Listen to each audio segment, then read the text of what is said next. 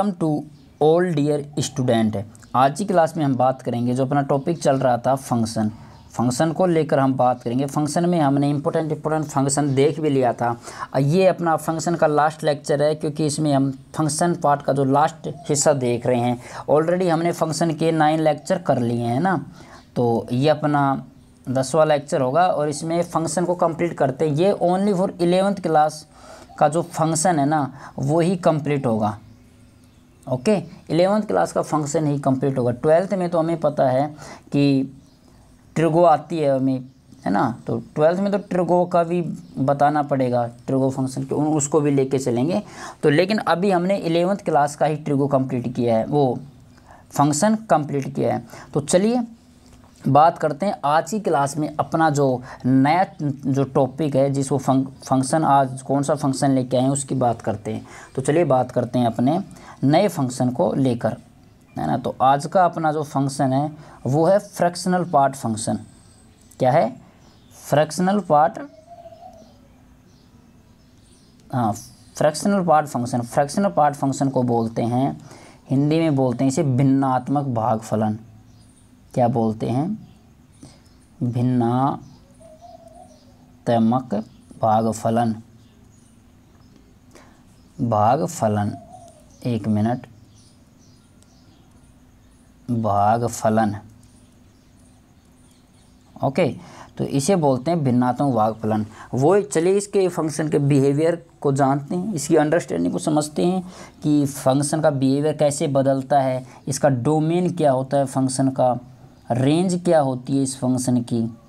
और हमें पता है कि डोमेन क्या होता है, किसी फंक्शन का इनपुट होता है कि हम उसमें क्या क्या इनपुट कर सकते हैं। और रेंज क्या होती है? रेंज होती है आउटपुट होता है, कि हमने जो इनपुट किया है, जो हमने डोमेन पुट किया है उसमें, उसके रूप के आधार पर हम जो रेंज होता है ना, देखो ये तो होता है एक्स को पुट करते हैं ना, एक्स जो भी इंट, ये वेरिएबल को, है ना, हम तो वेरिएबल की जगह रखते हैं एक्स को। तो और रेंज क्या होती है? ये होती है एफ एक्स या फिर वाई भी तो बोलते हैं, एफ एक्स वाई होता है, तो इसको एफ एक्स भी बोल सकते हैं, वाई। ये क्या होता है? जैसे इसको बोल सकते हैं, देख बता दूँ मैं आपको, हम ऐसे लिखते हैं, कैसे, एक मिनट, हाँ, कि F X equal to P है, तो यहाँ पी क्या है? इंटीजर है भाई, है ना। या फिर एफ एक्स बराबर वाई भी लिख सकते हैं, सेम मान है ना। तो ये होता है आउटपुट। कौन सा हिस्सा होता है इसका आउटपुट? ये जो बाहर निकलता है पी वाई है। इनपुट क्या होता है? ये जो एक्स होते हैं ना, जहाँ पर ये होते हैं इनपुट। तो ये डोमेन रेंज के बारे में था। तो चलिए बात करते हैं अपना क्या, भिन्नात्मक भागफलन क्या होता है, इसका बिहेवियर क्या होता है, तो कर लेते हैं इसकी बात, है ना। तो एक मिनट, इसको मिटा देता हूँ मैं। चलिए, तो आज बात करते हैं भिन्नात्मक भागफलन के बारे में। ओके, इसको कैसे लिखते हैं तो चलिए बता देता हूँ। इसको एफ एक्स बराबर लिखते हैं, एक मिनट, बराबर,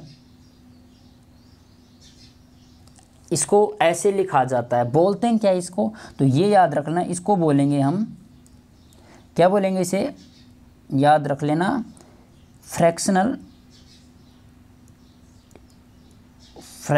एक्स बोलेंगे इसे। ओके, ये क्या है? ये करली ब्रैकेट है ना, तो ये करली ब्रैकेट है। तो करली ब्रैकेट के अंदर याद रख लें, जो भी वैल्यू आती है ना, और जो यहाँ पर बोल देगा, ये ऑलरेडी क्या बोलेगा यहाँ पर, एक मिनट, ये जो बोलेगा, ये जो रेड से ब्लैक से दिखा रहा हूँ मैं वापस, हाँ, ये यहाँ पर बोल देता है, जो करली ब्रैकेट है ये, करली ब्रैकेट के अंदर डॉट है ना, ये डॉट क्या है?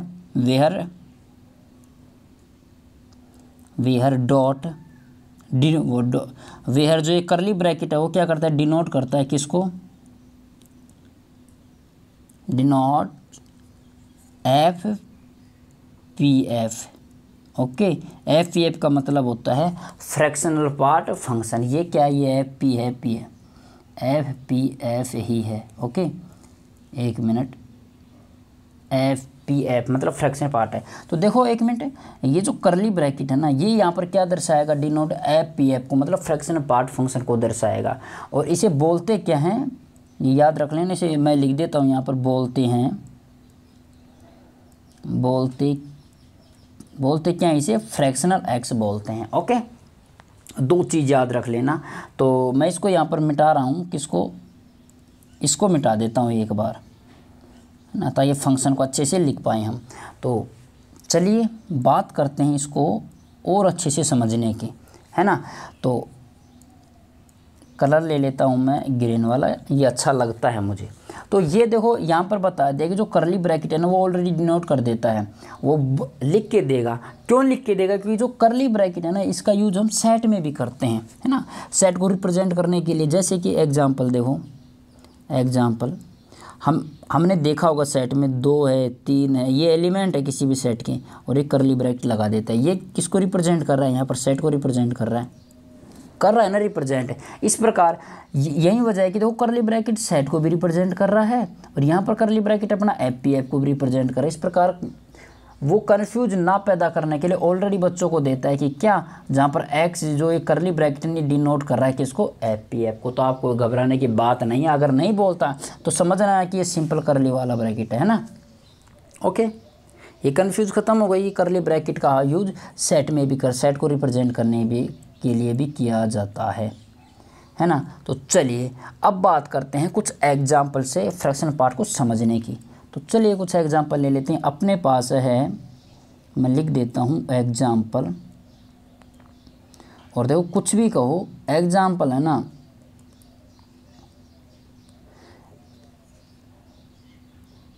2.8 ये कोई अपने पास फंक्शन है 2.8 का। इसे क्या क्या बोलते हैं? इसको तोड़ते बार, है ना, अच्छे से बार कुछ समझ लेते हैं। तो इसको तोड़ते हैं तो इसको बोलेंगे, यहाँ पर जो 2 और क्या क्या वैल्यू है, 2 है और एक है 0.8 है। अपने पास ये 2 वैल्यू हैं, याद रख लेना ये चीज़।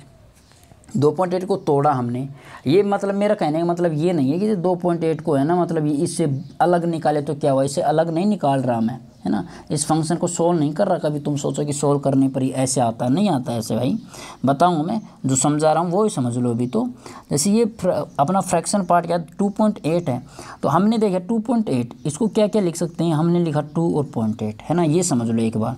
तो 2.8 है, तो ये तो क्या है, ये है इंटीजर पार्ट। क्या है ये? इंटीजर पार्ट है तो ओके। और ये क्या है? ये है फ्रैक्शनल पार्ट, फ्रैक्शनल पार्ट,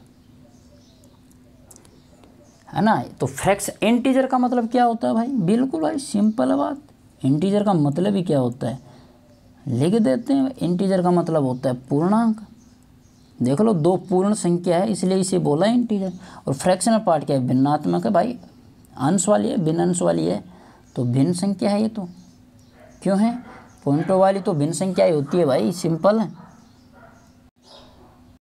तो हमने क्या देखा कि हमने जब एफ पी एफ जो फ्रैक्शनल पार्ट फंक्शन है ना, देखो 1 मिनट रेड से देख लो, एफ पी एफ जो फ्रैक्शनल पार्ट फंक्शन है उसमें हमने देखा कि क्या क्या वैल्यू प्राप्त होती है हमें। भाई वैल्यू प्राप्त होती है हमें, एक तो क्या होती है इंटीजर वैल्यू, इंटीजर पार्ट प्राप्त होता है उसमें, एक फ्रैक्शन पार्ट। किसी भी F P F fraction part function में हमें ये 2 चीज़ अवेलेबल होगी। क्या क्या? इंटीजर पार्ट और फ्रैक्शन पार्ट अवेलेबल होता है। कैसे होता है चलिए उसकी बात करते हैं। ओके, अभी मैं समझा रहा हूँ, इसको खोलने का तरीका नहीं बता रहा, दोबारा बोल रहा हूँ, समझा रहा हूँ। तो चलिए कुछ एग्जाम्पल लेके समझते हैं। ये इसको साइड में यहाँ पर लिख देता हूँ मैं, और लिखते हैं एग्जाम्पल। ओके, एग्जाम्पल से ये बात समझ लो, फिर यहाँ पर मैं मिटा दूंगा, है ना।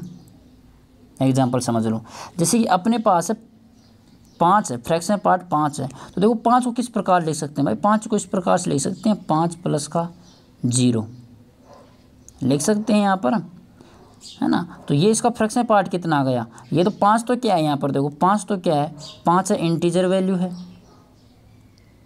इंटीजर वैल्यू है। और 0 क्या है? ये फ्रैक्शन पार्ट को दर्शा देता है, 0 पॉइंट है ना, 0.0 लिख सकते हैं इसको। तो ये फ्रैक्शन पार्ट को दर्शा रहा है। तो इसका फ्रैक्शनल पार्ट क्या होगा?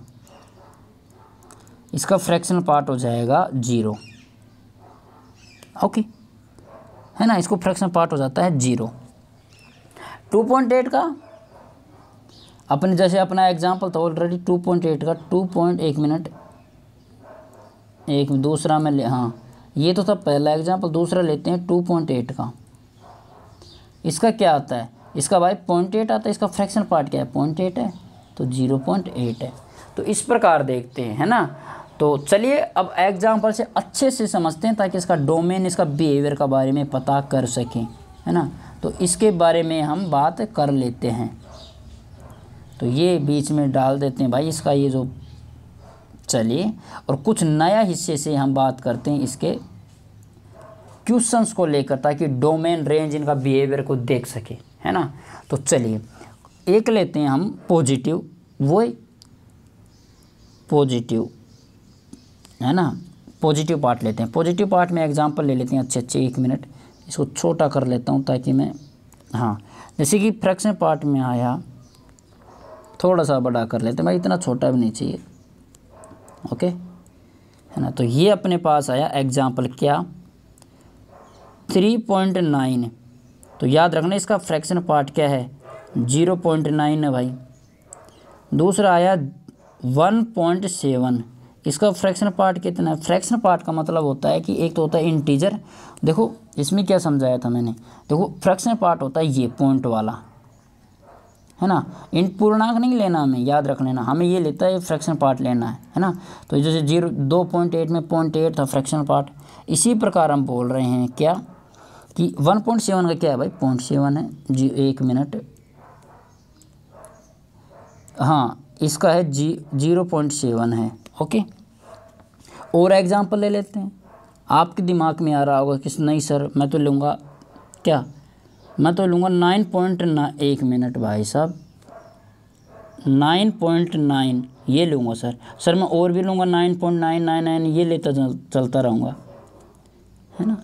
तो इसका फ्रैक्शन पार्ट क्या है भाई साहब, इसका भी 0.9 है, 1 मिनट है 0.9 डैश डैश डैश डैश, अरे भाई डैश डैश डैश, है ना, ये इसका है। पॉजिटिव पुट कर लिया। अब बात कर लेते हैं अपने पास किसकी, नेगेटिव की। तो चलिए नेगेटिव इनपुट को करते हैं। नेगेटिव में याद रख लेना एक चीज़, एग्जांपल से समझा देता हूँ। जैसे अपने पास है माइनस का 4.7, याद रख लेना। तो इसको 5 बनाने की कोशिश करो, 4 है तो 5 बनाओ, 5 है तो 6 बनाओ, है ना। तो इसको बनाएंगे 5 माइनस का 5 प्लस का 0.3, समझ में आ गया। तो ये हो जाएगा, इसको सोल्व करेंगे तो क्या आएगा, ये माइनस का 4.7 ही तो आएगा इसको सोल्व करने पर। तो इसको ऐसे लिखेंगे, नेगेटिव वैल्यू को इस प्रकार लिखते हैं। अब इसका फ्रैक्शन पार्ट क्या है, इसका हो गया फ्रैक्शन पार्ट 0.3। एग्जाम्पल दूसरा ले लेते हैं भाई, जैसे कि लिया हमने क्या माइनस का 2.9, है ना। ये इसको 3 बनाना है, 2.9 का है 3 में जाएगा भाई, है ना। तो 2.9 को 3 बनाएंगे तो क्या बोलेंगे, माइनस का 3 प्लस का 0.1, 1 मिनट 0.1, है ना। तो इसका फ्रैक्शन पार्ट क्या है, इसका फ्रैक्शन पार्ट आ गया 0.1, ओके। तीसरा एग्जांपल और ले लेते हैं। तीसरा एग्जांपल ले लेते हैं, जैसे कि 1.2 है माइनस का 1 से क्या है, हमें 2 जाना है। देखो एक यहाँ पर ये याद रखना है, मैं दोबारा बताऊँगा। यहाँ पर जो ये माइनस का 4 है, माइनस का 2 है, माइनस का 1 है, ये जो माइनस की जो वैल्यू है ना 1 2 3 है, इससे एक कम जाने की कोशिश करो। माइनस का 4 है तो एक कम क्या आ गया, माइनस का 5। याद रख लेना, नेगेटिव की जितनी छोटी वैल्यू होती है ना वो बड़ी होती है। एक कम गया हमने, माइनस का 2 है, जैसे माइनस का 2 है तो माइनस का 2 वाली कंडीशन में क्या होता है, एक कम जाओ, माइनस का 2 से एक कम क्या है, माइनस का 3 है। तो क्योंकि माइनस का 2 बड़ा है, एक कम गया तो माइनस का 3 आ गया। तो ये याद रखना, नेगेटिव की वैल्यू है ना जितनी छोटी होगी ना वो बड़ी बनती है, okay.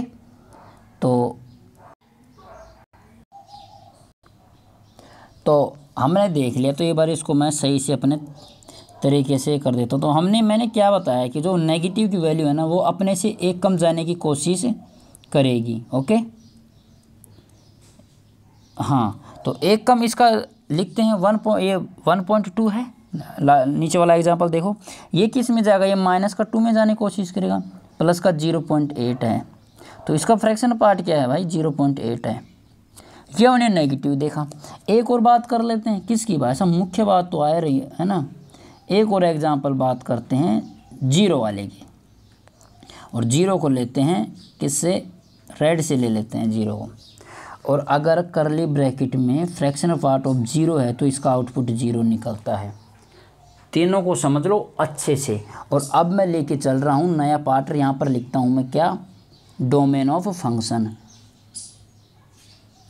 Domain of function. Okay, domain of function. Okay, तो डोमेन ऑफ फंक्शन की बात करते हैं।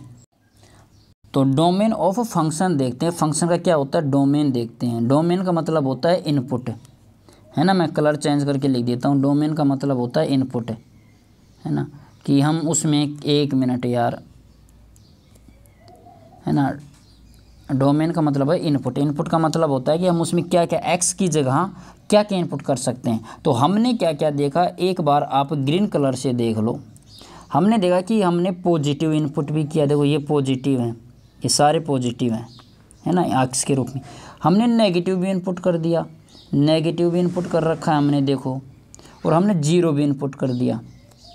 इस प्रकार बोल सकते हैं हम कि हम जो डोमेन के रूप में है ना, वो क्या है, एक मिनट, वो हम माइनस का इन्फिनेटिव कर सकते हैं। क्यों, क्योंकि हमने क्या क्या पॉजिटिव पुट कर दिया। पॉजिटिव का मतलब है ऑल पॉजिटिव, नेगेटिव का मतलब ऑल नेगेटिव, और जीरो भी शामिल हो गया। तो इसका मतलब क्या है कि हमारे पास डोमेन ऑफ फंक्शन क्या है, माइनस का इन्फिनेटिव है। ओके, तो एक बार इसको सही कर देता हूँ। तो ये तो आ गया अपना डोमेन। अब बात आती है क्या, रेंज, है ना। तो रेंज ऑफ फंक्शन,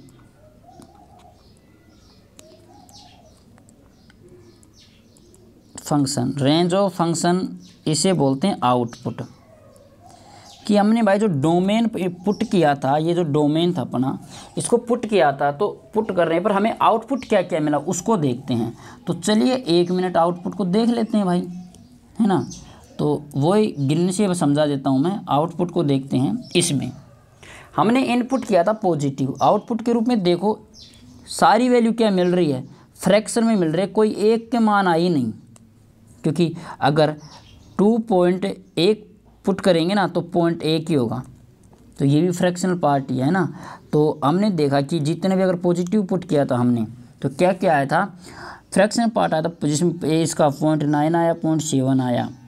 ओके, इसका 0.9 आया, 0.7 आया। दूसरी बात नेगेटिव इनपुट किए तो भी हमारे पास ये ही आया था फ्रैक्शनल पार्ट ही, ये भी एक से छोटा ही है, 0.3, 0.1, 0.8 है, एक से छोटा है। बस एक जीरो पुट किया ना तो जीरो आया। तो कुल मिलाकर हम कह सकते हैं अपने पास दो ही मान आए, जीरो आया और एक से छोटा आया, है ना, सारे। तो इस प्रकार बोल सकते हैं कि अपना जो क्या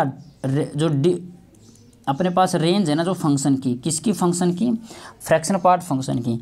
तो इस फंक्शन की रेंज को बोल सकते हैं, अपने पास आया था रेंज ऑफ फंक्शन। एक मिनट, रेंज ऑफ फंक्शन क्या बोल सकते हैं भाई, एक तो जीरो है ना, एक तो हमें जीरो मिला है इनपुट के रूप में, और सारे एक से छोटे मिले हैं।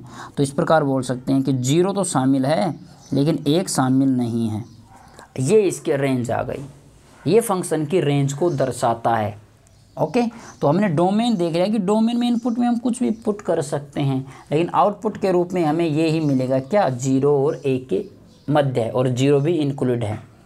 ये हमने डोमेन और रेंज देख लिया अपने फंक्शन की। तो अब बात करते हैं फंक्शन का कुछ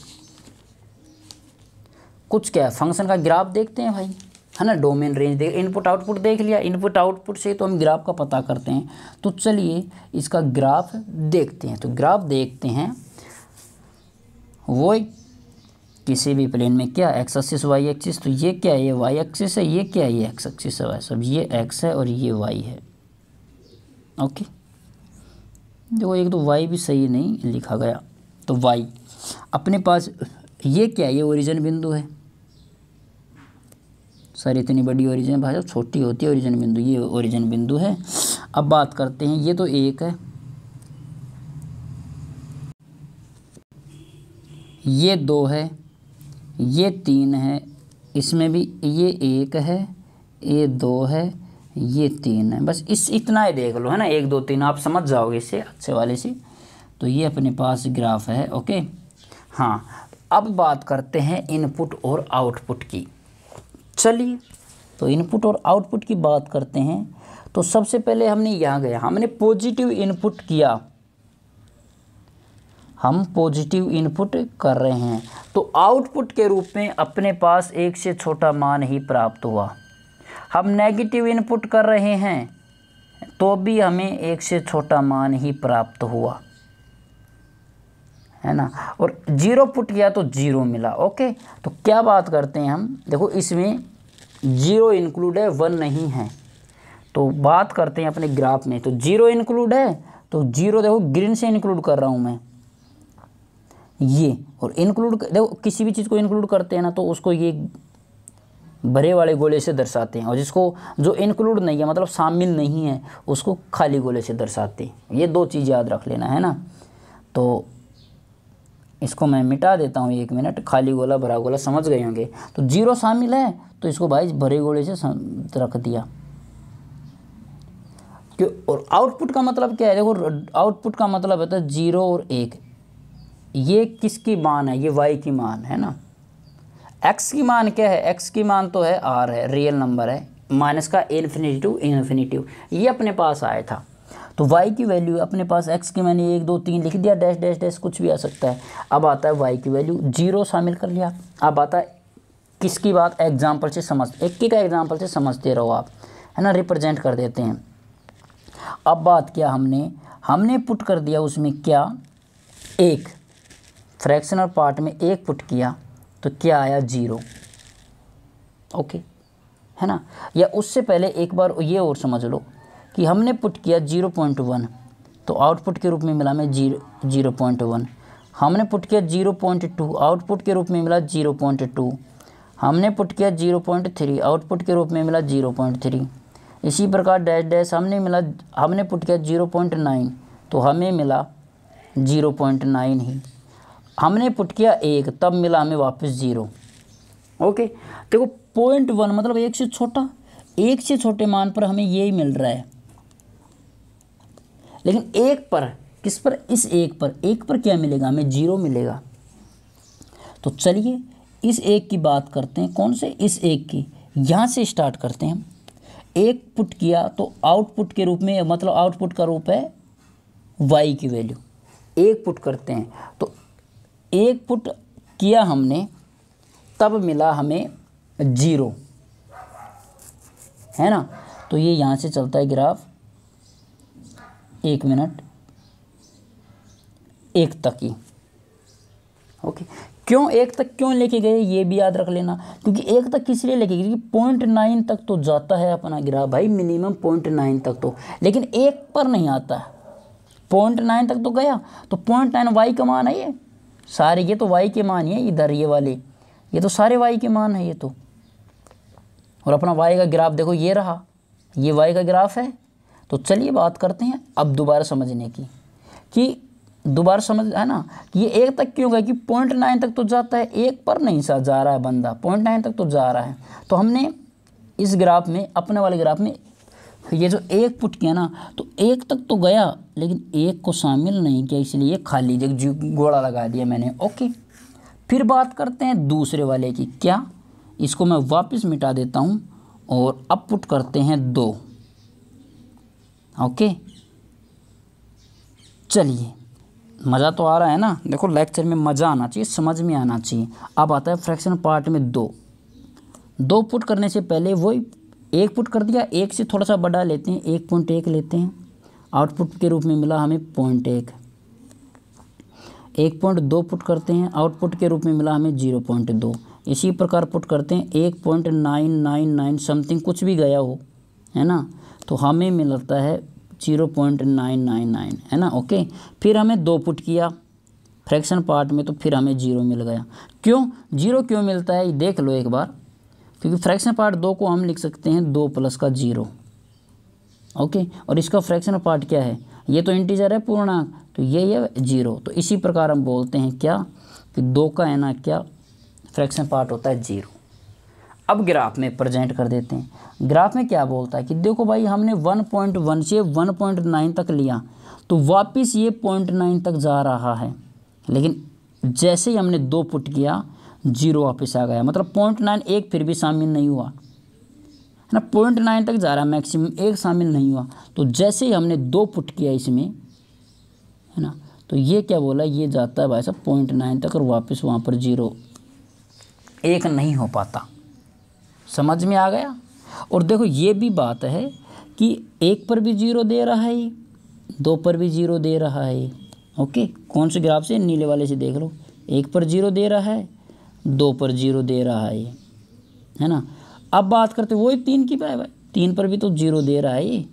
देखो 2 पर 0 दे रहा है तो 3 का फ्रैक्शन पार्ट भी क्या होगा, 0 होगा। तो 3 पर 0 दे रहा है, लेकिन ग्राफ की बात करेगा तो ग्राफ में वही वापस सेम कंडीशन चलती है। ओके, ये होता है भाई साहब 0 से छोटा, है ना। ये थोड़ा सा बड़ा गया शायद क्या गया, थोड़ा सा आके बढ़ा गया, तो इसको लिख देते हैं हम, एक शामिल नहीं है ना। अब मैं इसको थोड़ा सा मिटा देता हूँ इन एग्जाम्पल को, और ग्राफ को सही तरीके से समझ लेते हैं। ये तो हो गया पॉजिटिव की बात। अब बात करते हैं सर एक बार नेगेटिव इनपुट और पुट कर लेते हैं। चलिए भाई कर लेते हैं। नेगेटिव की बात करें ना तो कोई भी एग्ज़ाम ले लेते हैं, जैसे कि अपने पास आ गया -0.1 नेगेटिव में। -0.1 का मतलब क्या है, हमने वो बताया था 1 से -1 प्लस का 0.9। समझ में आ रहा है। इनपुट के रूप में क्या मिला हमें, 0.9 मिल गया। दूसरी बात कर लेते हैं सर, अब मैंने लिया -0.9। अब की बार एक बार डायरेक्ट समझ रहे, क्योंकि हमने पॉजिटिव में समझ लिया तो नेगेटिव में वही व्यवहार करेगा। 0.9 का मतलब -1 प्लस का क्या 0.1। समझ में आ रहा है। इसकी वैल्यू क्या आ गई, इसका 0.1 इसका 1 मिनट, इसका आ गया 0.1 आ गया।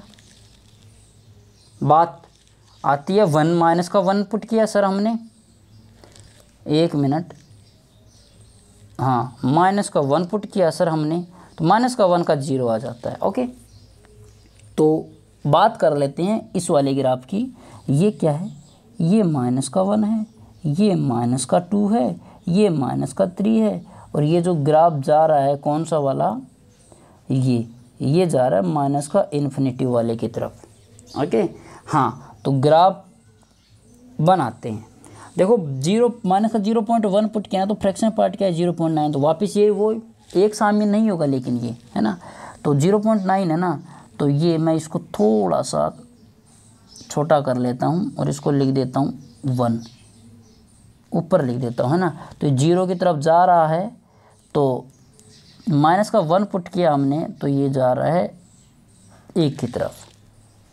लेकिन याद रखना -1 पे क्या दे रहा है, ये 0 दे रहा है, इसलिए मैं इसको नीले से दर्शा रहा हूँ। ये नीला वाला क्या दर्शा रहा है कि भाई साहब ये 0 पर शामिल हैं, और शामिल हैं तभी मैं इसको गहरा कर रहा हूँ। ओके, है ना, तो ये आ गया। दूसरा बात आता का 2, वही बात है का 2 पुट करेंगे तो ये भी 0 दर्शाएगा, है ना। और 2 से छोटा करेंगे, देखो 1.9 करेंगे का 1.9, तो ये क्या दर्शाएगा 2 प्लस का इस 1 मिनट आप इधर ही देख लो, 1 मिनट, ताकि ग्राफ अच्छे से समझ में आ जाए। अब बात कर लेते हैं हम का 2 की तरफ जाते हैं ना, दूसरा पुट करते हैं। तो जैसे कि अपने पास का 1.1 पुट किया हमने, तो अपने पास आया का 2 प्लस का 0.9। 1 मिनट, अपने पास आया 0.9, लिख जाए यार भाई, हाँ 0.9 आ गया। ओके, इसी प्रकार बात करें हम दूसरा ले लेते हैं, का 1.8 करते हैं तो क्या आ गया का 2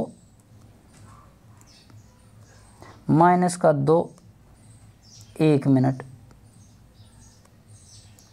क्या हो गया,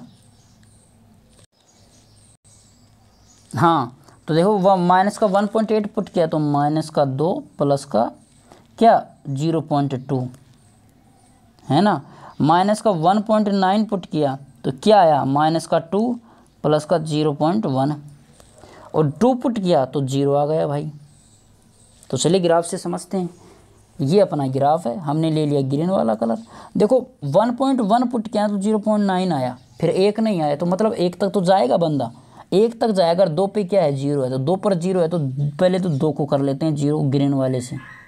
ये ग्रीन वाला कलर, ग्रीन नहीं है ये ब्लू वाला, ब्लू वाले कलर से हमने 0 को इंक्लूड कर लिया।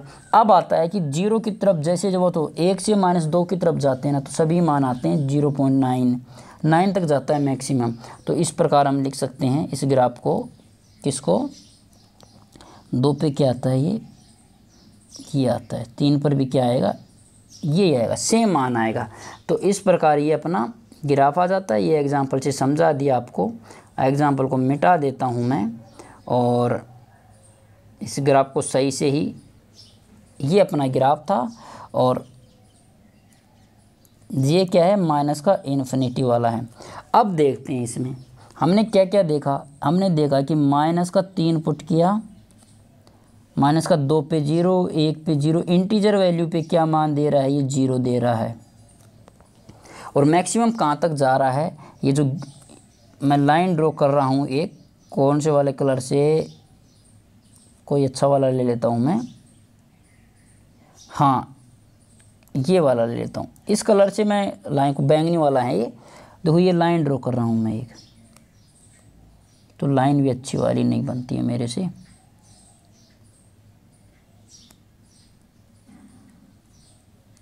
ये जो आई है ना, ये बैंगनी वाली है, इसमें हमने क्या देखा कि जो 1 है ना वो इंक्लूड नहीं है, ओके। और हमने देखा कि जो ये नीला वाला है इसमें क्या है, ये 0 इंक्लूड है, ये समझ लिया आप, है ना। तो ये जो नीला कलर इसलिए लिया कि नीला वाला तुम्हें तो जो भी इंटीजर वैल्यू डालें तो हमें 0 मिला है, ये इंक्लूड है। लेकिन इससे बड़ा डालें तो -1 वो इंक्लूड नहीं है। तो ये इसकी क्या है, रेंज देख ले, इसका आउटपुट है, आउटपुट है। और भाई साहब ये क्या है, ये इसका क्या है, ग्राफ है, ओके। 1 मिनट, ये इसका ग्राफ है। ये हमने इसका ग्राफ देख लिया, अच्छे से समझ में आ गया। हमने फंक्शन का क्या क्या देखा, डोमेन देख लिया, रेंज देख लिया और ग्राफ देख लिया, ओके। अब बात करते हैं इसकी प्रॉपर्टीज की। किसकी, क्वेश्चन के भाई प्रॉपर्टीज भी तो देखना है हमें। तो चलिए बात करते हैं प्रॉपर्टीज, ओके। तो लिख देता हूँ मैं, 1 मिनट, हाँ प्रॉपर्टीज,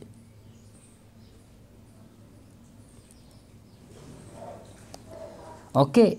1 मिनट, फिर बोलेंगे सर आपको, हाँ प्रॉपर्टीज़ की क्या बात होती है, फ्रैक्शन पार्ट का प्रॉपर्टीज। इस प्रकार हमने GIF ग्रेटेस्ट इंटीजर फंक्शन की प्रॉपर्टीज़ देखी थी, इसी प्रकार इसकी भी कुछ प्रॉपर्टीज़ हैं, वो याद रख लेना, आपको याद रखना ही है ना। अगर वो बोलते हैं ना कि एक तेज बंदा बनना है ना, वहाँ देखते ही क्वेश्चन को करना है, तो उसके लिए उसकी बेसिक रूल को पता होना भी चाहिए। अब भाई क्वेश्चन निकालने से पहले आपको ये नहीं पता है कि फ्रैक्शन पार्ट का आउटपुट आप निकाल रहे हैं, वो दे देगा कुछ भी, आप ऑप्शन देगा, क्या क्या देगा, 1 दे देता है, दूसरा ऑप्शन देगा वो 2, तीसरा ऑप्शन देगा 0.8 और तीसरा देगा 10, वो 0.2।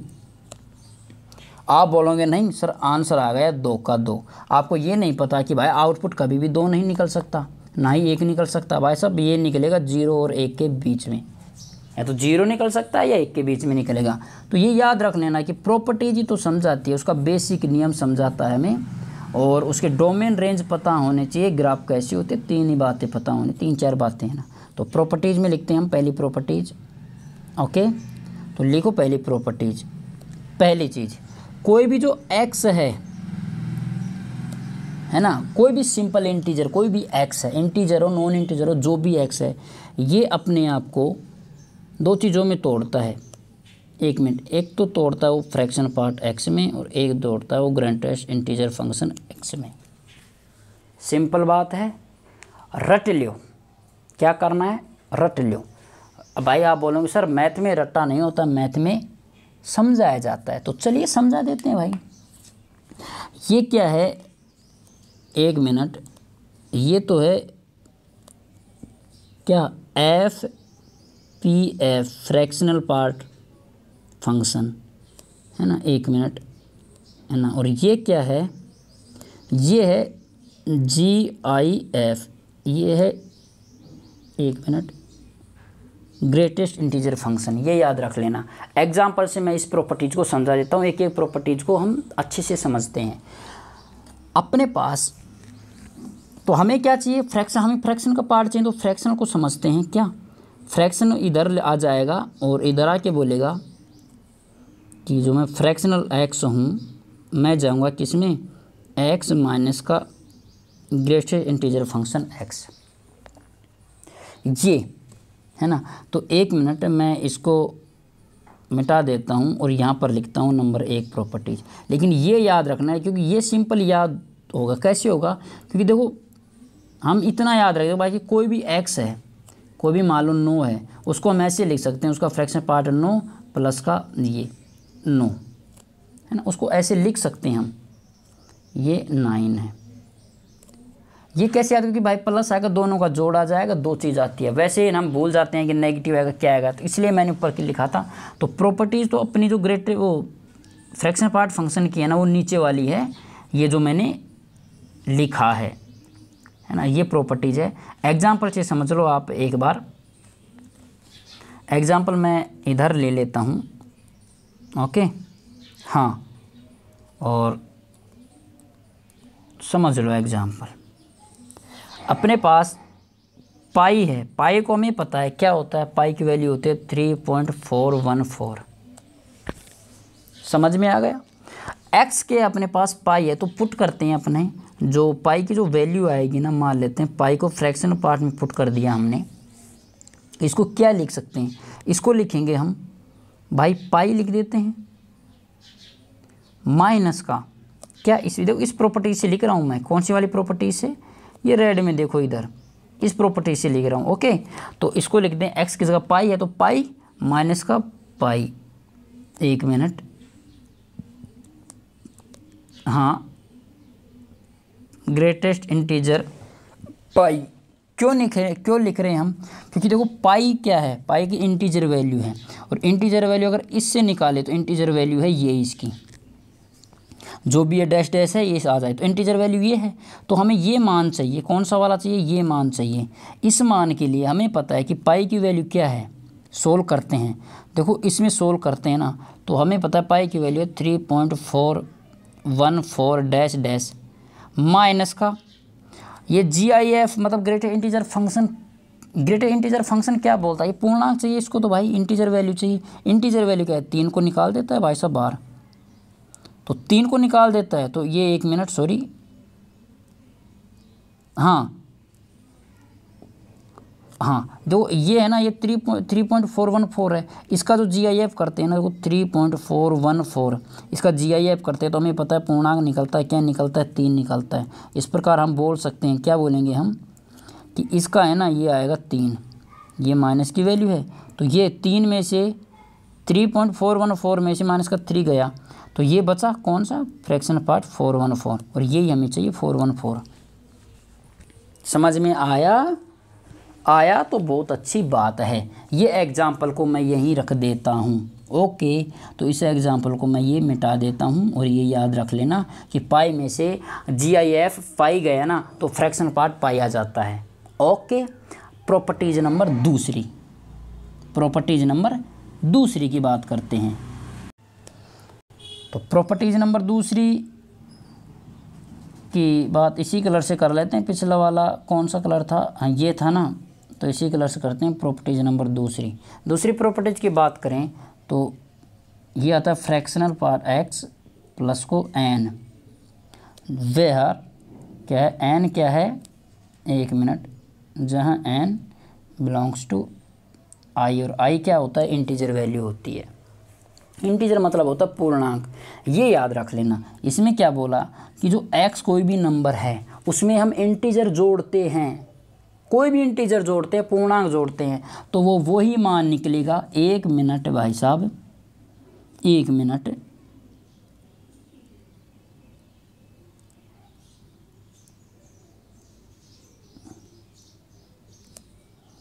अब यार मुझे इतना चलाना नहीं आता है ना, तो हाँ तो समझ में आ गया। इसको ऐसे उठाते हैं और इसको थोड़ा सा किधर साइड में लिख लेते हैं। लिख लिया, हाँ यहाँ पर साइड में लिख लेते हैं ये, ओके। हाँ तो ये लिख लिया हमने। और अपने पास क्या आया था, जो एक्स, इसकी जो वैल्यू आएगी ना, हमने वैल्यू नहीं लिखी थी।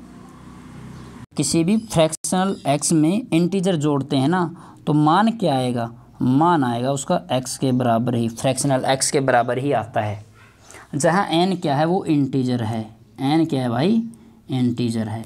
कैसे है, चलो तो एग्जाम्पल लेके मैं समझा देता हूँ, ओके।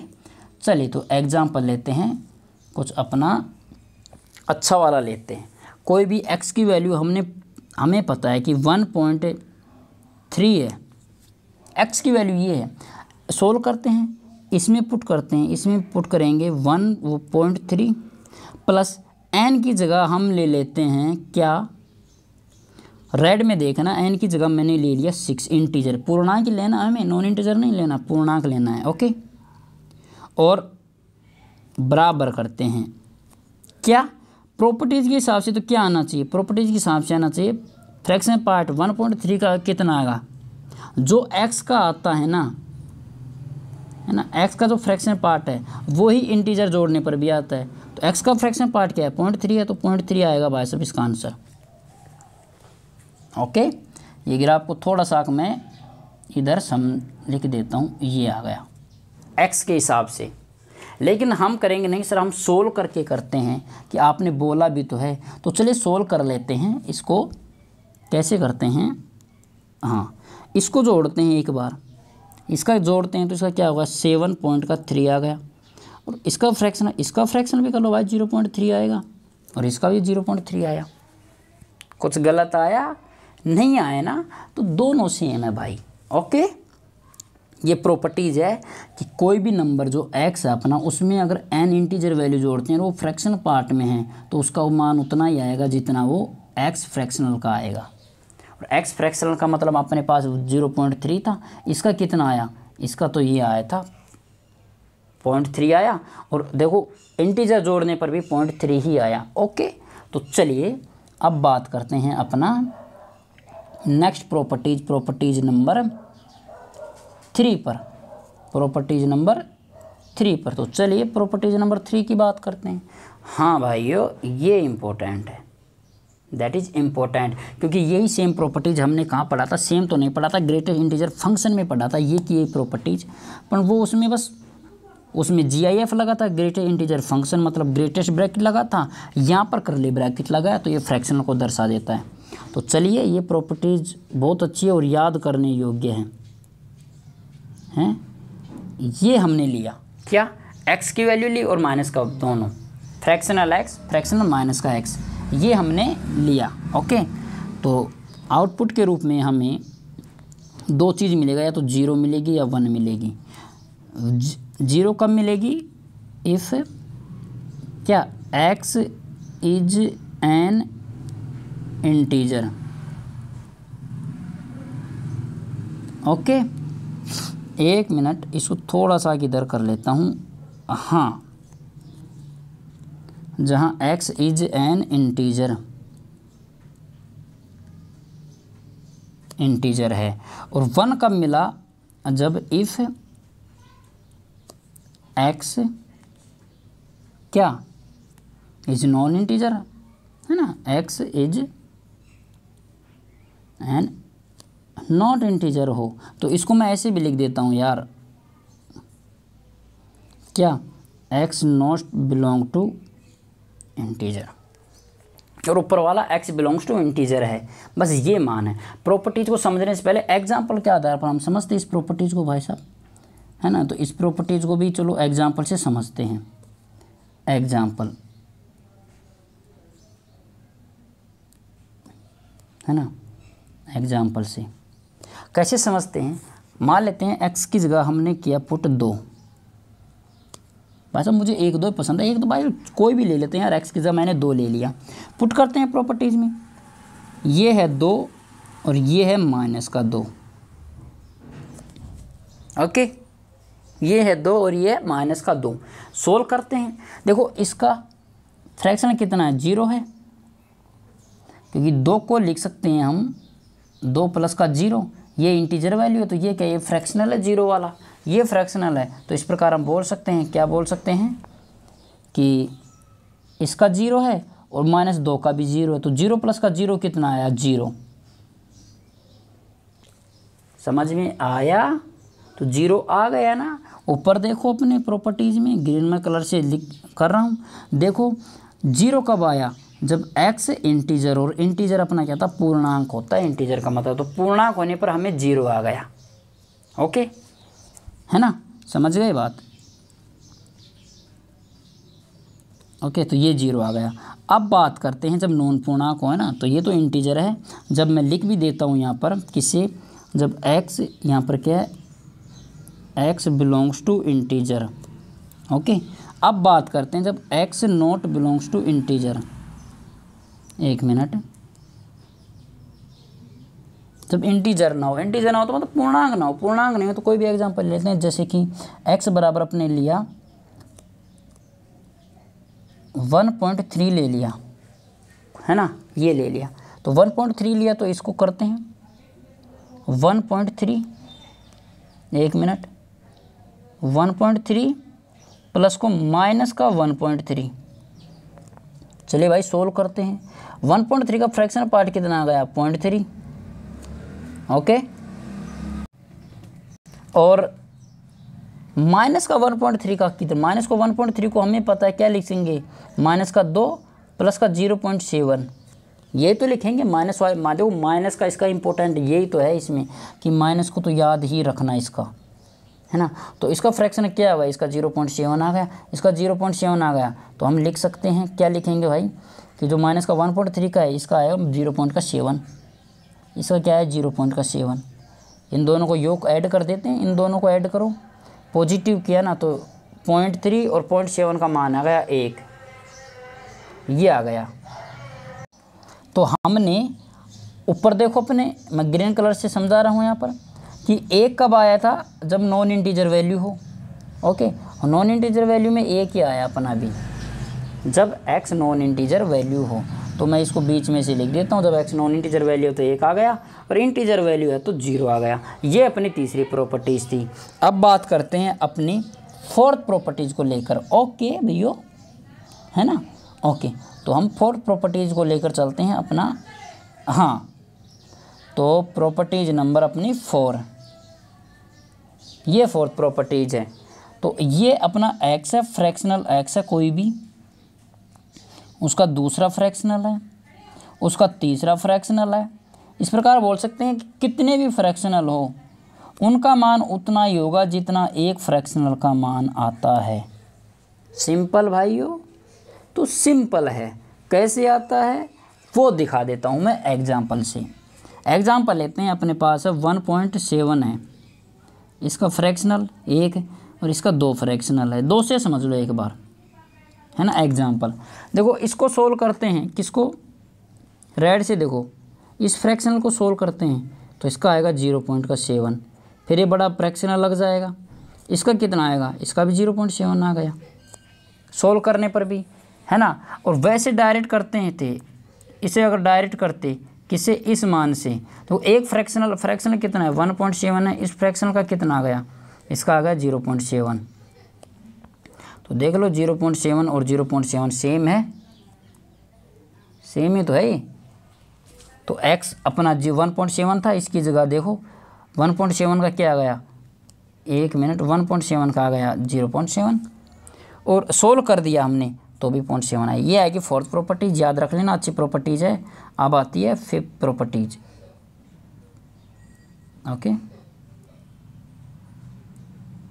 हाँ, तो फिफ्थ प्रॉपर्टीज लिख लो। ये प्रॉपर्टीज कुछ ठीक ठाक है, फिफ्थ प्रॉपर्टीज क्या है, ठीक ठाक है। ओके, तो चलिए, जो अपना फ्रैक्शनल पार्ट x है, एक मिनट, ये अपना x है और उसके लगा देते हैं क्या, GIF, ग्रेटेस्ट इंटीजर फंक्शन। याद रख लेना, मैं लिख देता हूँ क्या, कि ये क्या है, ये बार वाला ब्रैकेट, ये है GIF, ग्रेटेस्ट इंटीजर ब्रैकेट है, तो फंक्शन हो गया। इसको कैसे सॉल्व करते हैं, है ना। इसका मान आता है, क्या मान आएगा, एक मिनट, एक मिनट,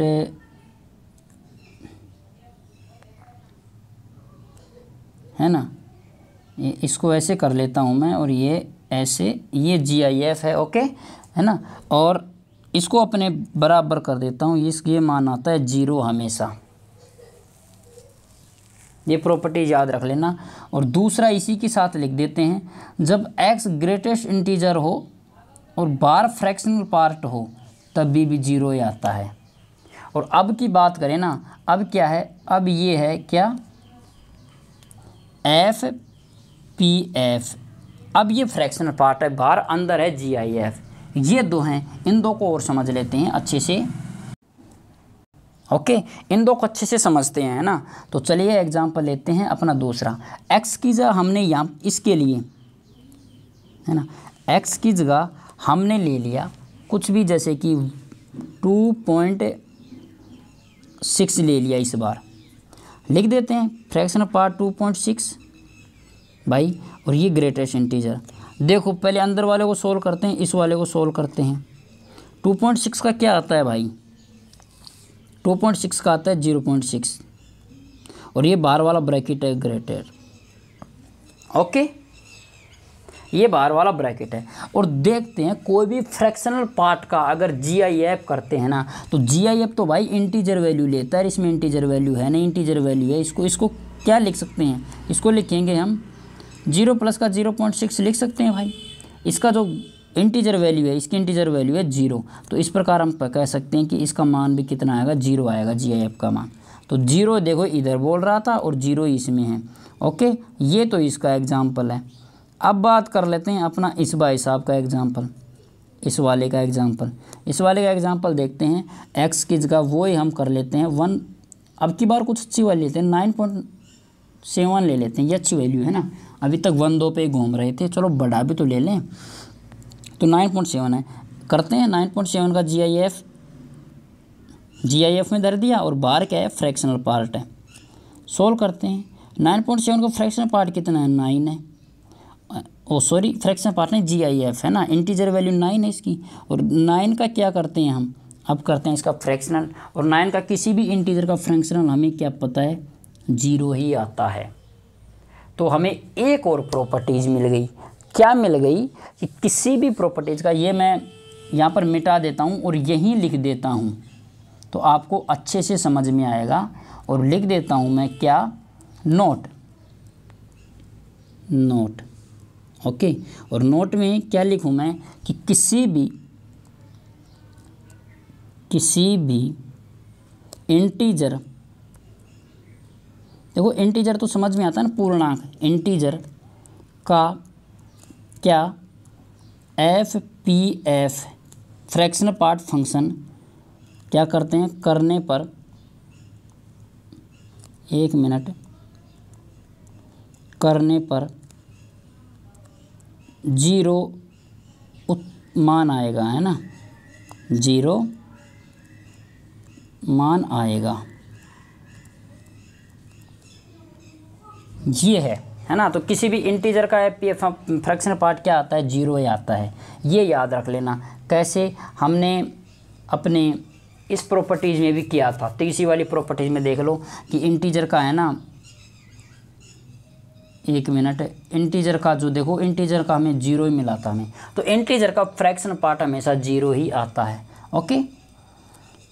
तो ये हमने बात कर ली प्रॉपर्टीज़ के बारे में। अब कुछ एग्जाम्पल से हम अब अपना फ्रैक्शन पार्ट फंक्शन को समझ लेते हैं, और इन एग्जाम्पल के साथ अपना इसकी समाप्ति कर देंगे, ओके। तो कुछ एग्जाम्पल और बेहतर ले लेते हैं अपने पास है। आपको ये बताना है कि ये वैल्यू किसके लिए वैलिड है ना, ओके, किसके लिए वैलिड है ना। तो एक है x बराबर 0 फ्रैक्शन पार्ट में, एक है फ्रैक्शन पार्ट में x नॉट इक्वल टू 1 है, इक्वल टू, एक है x ग्रेटर देन 0, ओके, और एक है fraction part x greater than equal to 0, और एक और ले लेते हैं जो x है वो ग्रेटर देन 1, ये किन के लिए वैलिड है, ये एग्जाम्पल है ना। तो ये दोबारा बोल रहा हूँ किस किस के मान के लिए वैलिड है। x का क्या मान पुट करें कि 0 आ जाए, 1 आए, ग्रेटर देन 1 आए, देखो ग्रेटर देन 1 आए, इक्वल टू 1 आए या ग्रेटर देन 1 आए, तो x की क्या वैल्यू पुट करें। ओके, तो चलिए बात करते हैं। देखो आपको कितना क्या याद हुआ, ये क्वेश्चन इसलिए दिया हूँ तो आपको आपको ये पूरा मेमोराइज हो जाए, सभी याद हो जाए, है ना। आप फिर से याद कर लो, एक बार रिवीजन हो जाए, सिंपल बात है एपीएफ का। और मुझे कलर ग्रीन अच्छा लगता है। तो चलिए बात करते हैं, x का मान 0 कब आता है, फ्रैक्शनल x का मान, x का नहीं फ्रैक्शनल x का मान 0 कब आता है। तो आपको याद होना चाहिए पहली चीज़। अब भी हमने एक अच्छी लाइन लिखी थी क्या, कि ऑल इंटीजर पर क्या आता है, इसका मान 0 आता है। भाइयों अच्छे से समझ में आया कुछ, तो लिख देते हैं क्या, इसका मान ऑल इंटीजर वैल्यू पर,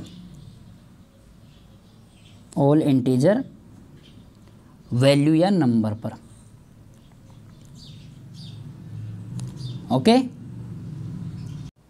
ओके, और दूसरी बात लिखते हैं हम किस इसमें, कि x क्या होना चाहिए, रियल नंबर होना चाहिए। x रियल पर ऑल इंटीजर पर क्या आता है, ये 0 मान दे देता है। 1 कब देता है फ्रैक्शनल पार्ट, बताओ भाई 1 कब देता है। तो मैं बता दूं, कभी भूल गए हों, 1 कभी भी नहीं देता है। No solution, no solution. कैसे नहीं है नो सॉल्यूशन है, क्योंकि हमने फ्रैक्शनल पार्ट x का जब रेंज देखा था, क्या देखा था, 1 मिनट है, हमने जब फ्रैक्शनल पार्ट का रेंज देखा था, रेंज ऑफ फंक्शन, तो हमने ये देखा था 0 इंक्लूड है लेकिन 1 इंक्लूड नहीं है। तो जब 1 इंक्लूड है ही नहीं, है ना, जब इसका आउटपुट 1 आ ही नहीं सकता, तो आप कैसे कह सकते हैं कि भाई 1 आएगा, नहीं आएगा भाई, क्योंकि मैक्सिमम कहाँ तक गया था, ये 0.9999 तक गया था, लेकिन 1 नहीं गया। तो नहीं गया तो नहीं गया, इस प्रकार हम बोल सकते हैं कि नो सॉल्यूशन है भाई। पर टेंशन लेने की क्या ज़रूरत है भाई, अब भाई नहीं गया तो नहीं गया है। अब आप बोलेंगे सर 2 को 2 ही क्यों बोलते हैं, इस नंबर को 3 क्यों नहीं बोलते, इस नंबर को हिंदी में लिख देता हूँ मैं, 3 क्यों नहीं बोलते इस नंबर को। भाई नहीं बोलते, रूल बता गया कि भाई इसको 2 ही बोलेंगे तो हम 2 ही बोलेंगे। तो कुछ चीज़ें हैं जहाँ पर दिमाग लगाने की ज़रूरत नहीं है। अगले ने कह दिया कि भाई साहब इसकी रेंज हमने समझ लिया, रेंज आई कैसे थी, तो रेंज हमें पता है कि 0 से और 1 के बीच में आई थी। 0 इंक्लूड है, 1 इंक्लूड नहीं है। अब 1 इंक्लूड नहीं है तो 1 सॉल्यूशन नहीं आएगा। तो ये हमने डिफाइन कर लिया। ओके बात, तो नेक्स्ट पे चलते हैं। ओके, हाँ, ग्रेटर देन 0 कब आता है, बहुत अच्छी बात है। ग्रेटर देन 0 आता है ऑल रियल नंबर पर, ऑल रियल नंबर पर, ऑल रियल नंबर पर। लेकिन ये इंपॉर्टेंट बात है,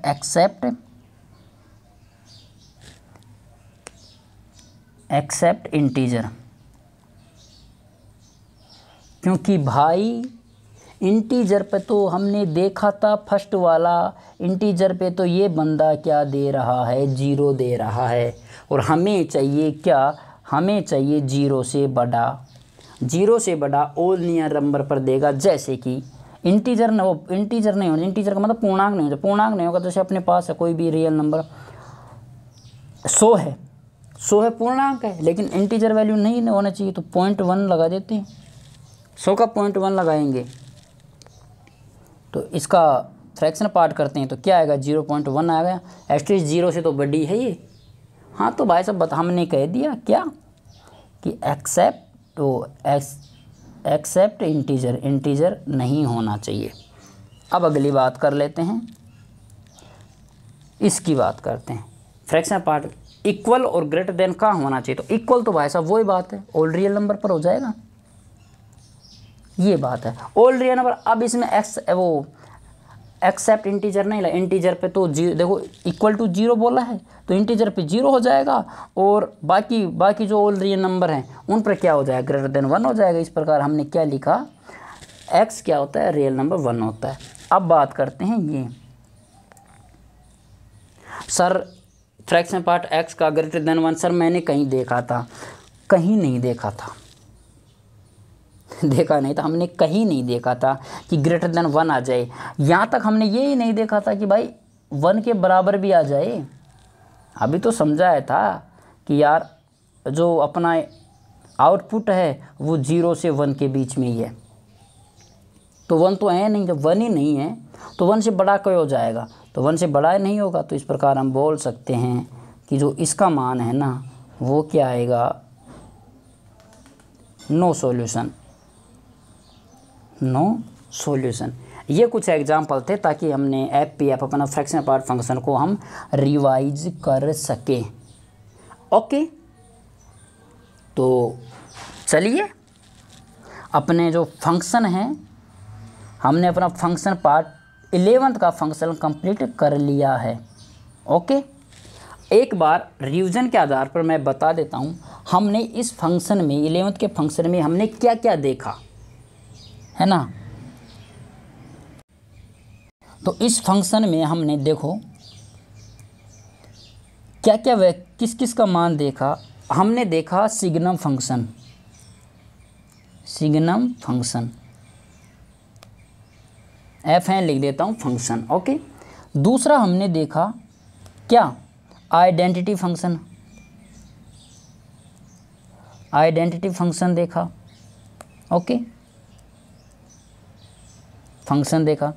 तीसरा हमने देखा कांस्टेंट फंक्शन, कांस्टेंट फंक्शन देख लिया हमने। फोर्थ देखा ग्रेटेस्ट इंटीजर फंक्शन देखा, है ना। फिफ्थ देखा मॉडुलस फंक्शन देख लिया हमने, मॉडुलस फंक्शन देखा। सिक्स हमने एक्सपोनेंशियल फंक्शन देखा, एक्सपोनेंशियल फंक्शन देखा हमने। सेवंथ हमने लॉगरिथम लिखा, लॉग वाला लिख लिया, लॉगरिथमिक है ना, लॉगरिथमिक फंक्शन देखा हमने। एट्थ में क्या देखा हमने, एट्थ में हमने स्क्वायर रूट फंक्शन देखा, स्क्वायर रूट फंक्शन देखा। नवा हमने क्या देखा, सिंपल, ये फंक्शन है। नवा हमने देखा सिंपल क्या, पैराबोलिक फंक्शन देखा, पैराबोलिक फंक्शन देखा। और 10वां हमने देखा आज का जो फ्रैक्शनल फंक्शन देखा। ये फंक्शन है ना, ये जो अपने जो कैलकुलस है ना उसको जब सोल्व करते हैं एग्जाम्पल को, उसमें इम्पोर्टेंट भूमिका निभाते हैं। आपको याद रखना होगा इन फंक्शन का हमने तीन ही चीज़ देखा था, देखो है ना। इन फंक्शन का हमने क्या क्या तीन ही चीज़ देखा था। क्या क्या देखा था, पहली चीज़ डोमेन देखा था इनका, दूसरा रेंज ऑफ फंक्शन देखा था, और तीसरा क्या देखा था, ग्राफ देखा था। और मैंने तीन ही चीज़, चार ही चीज़ बताई थी कि तीन तो ये चीज़ पता होनी चाहिए, डोमेन रेंज और ग्राफ पता होना चाहिए, ये है ना, ये तीन चीज़ पता होनी चाहिए। और दूसरा आपको इतना पता होना चाहिए कि फंक्शन का बिहेवियर, उसकी अंडरस्टैंडिंग समझ में आ जानी चाहिए। ओके, अब एक बार मैं इसको बता देता हूँ हिंदी में क्या कहते हैं, हिंदी वालों बच्चों के लिए। सिग्नम फंक्शन चिन्ह फलन बोलते हैं, आइडेंटिटी फंक्शन को अचर फलन बोलते हैं, आइडेंटिटी को अचर बोलते हैं। कांस्टेंट फंक्शन को बोलते हैं, कांस्टेंट फंक्शन को अचर बोलते हैं, आइडेंटिटी को बोलते हैं तत्समक फलन। ग्रेटर इंटीजर फंक्शन को बोलते हैं महत्वपूर्णांक फलन। मॉडुलस को क्या बोलते हैं भाई, मॉडुलस को तो मॉडुलस ही बोलते होंगे, मोड फलन होता होगा, है ना। ये होता है एक्सपोनेंशियल फलन। एक्सपोनेंशियल फंक्शन होता है कि यार एक और फंक्शन रह गया, एक्सपोनेंशियल फंक्शन की तरह ही था वो, हम मैं बता रहा था ना, एक फंक्शन रह गया, वो अपना रहा था पोलिनोमियल। क्या? पोलिनोमियल। क्योंकि मेरे कब याद आया, एक्सपोनेंशियल फंक्शन और पोलिनोमियल फंक्शन। देखो पोलिनोमियल फंक्शन क्या होता है, पोलिनोमियल होता है कि वेरिएबल की पावर कांस्टेंट हो, और एक्सपोनेंशियल होता है क्या, कांस्टेंट की पावर वेरिएबल हो। तब मुझे याद आ गया कि यार ये फंक्शन रह गया। तो देखते हैं, एक्सपोनेंशियल होता है चरघातीय, और पोलिनोमियल होता है बहुपदीय फलन होता है, शायद यही होता है ना। और लोग क्या होता है, लोग होता है लघुगणक फलन होता है। स्क्वायर रूट क्या होता है, स्क्वायर रूट तो स्क्वायर रूट वर्गमूल फलन होता है। सिंपल पैराबोलिक फलन होता है, और फ्रैक्शनल होता है भिन्नात्मक फंक्शन। ये हमने फंक्शन देखा, 11 फंक्शन देखा हमने, और अच्छे से समझना है इनका डोमेन, रेंज, ग्राफ है कैसे होता है, इनका बिहेवियर क्या होता है, ये आपको समझना है। ओके, और ये इम्पोर्टेंट फंक्शन हैं, तो आपको याद रखना ही होगा। ओके, तो चलिए बात करते हैं अपना। जाने से पहले अगर वीडियो पसंद आया ही होगा यार, मैंने भी तो मेहनत की है। ये जो फंक्शन का मैंने ऑलरेडी पीडीएफ बना रखा है। ओके, ऑलरेडी वो पीडीएफ का नाम आ गया, प्लेलिस्ट बना रखा है, प्लेलिस्ट बना रखा है मैंने। आप जाओगे ना जैसे ही उसमें यूट्यूब चैनल पे पढ़ रहे हैं, फिर भी जाओगे तो प्लेलिस्ट में आपको ये मिल जाएगा, फंक्शन के नाम से ये लेक्चर मिल जाएगा सारा। और याद रखना ये 0 से स्टार्ट है, ये 0 से शुरू है भाई साहब। कोई भी बिगिनर बच्चा है ना वो भी कर लेगा अच्छे से। तो ये 0 से स्टार्ट था, हमने फंक्शन को कंप्लीट किया। जैसे ही हम अपने 12th वाले फंक्शन पे आएंगे ना, 12th वाले फंक्शन पे, तो ट्रिगो का अपने जो साइन का ग्राफ कैसा होता है ना, साइन का ग्राफ कैसा होता है, लॉग वो इसका कोस का ग्राफ कैसा होता है, तो ये इसकी इसमें ये फंक्शन के बारे में, इसका डोमेन, रेंज वहाँ पर पता करेंगे जब 12th का करेंगे तब। ओके, और हो सके तो शायद मैं इसके बाद ही वो 12th का ही लेके आ जाऊँ फंक्शन, हो सके तो अगर ये लेक्चर अच्छा लगे, पसंद आए, तो लाइक, शेयर और सब्सक्राइब करते जाना। ओके, और थैंक यू फिर, और जय हिंद दोस्त, जय हिंद, थैंक यू।